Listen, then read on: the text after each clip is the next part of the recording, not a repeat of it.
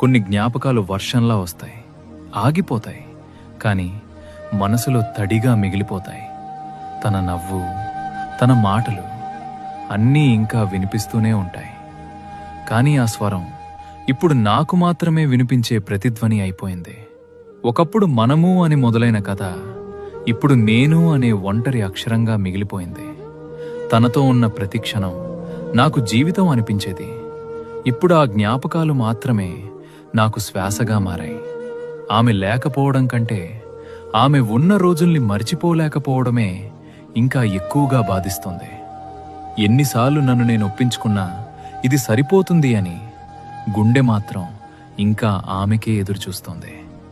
ప్రేమ అనేది ఎప్పుడూ కలిసే కథ కాదు. కొన్ని ప్రేమలు దూరంలోనే పూర్తి అవుతాయి. ఆమె సంతోషంగా ఉంటే చాలు అని అనుకునే స్థాయికి చేరుకున్నా, కానీ నా లోపల ఎక్కడో ఒక చోట ఆమె కోసం ఖాళీ ఇంకా అలాగే ఉంది. బాధ మాత్రమే, కానీ ఆ బాధ నుండి మనం నేర్చుకునే పాఠం జీవితాంతం ఉంటుంది. ఎవరిని గుడ్డిగా నమ్మకండి, అలాగే మిమ్మల్ని మీరు ఎవరికీ తాకట్టు పెట్టకండి. జీవితం నన్ను ముందుకు తీసుకెళ్తోంది. నేను మారిపోతున్నాను, బలంగా మారుతున్నాను, కానీ ఆ ప్రేమ మాత్రం ఎప్పటికీ మారదు.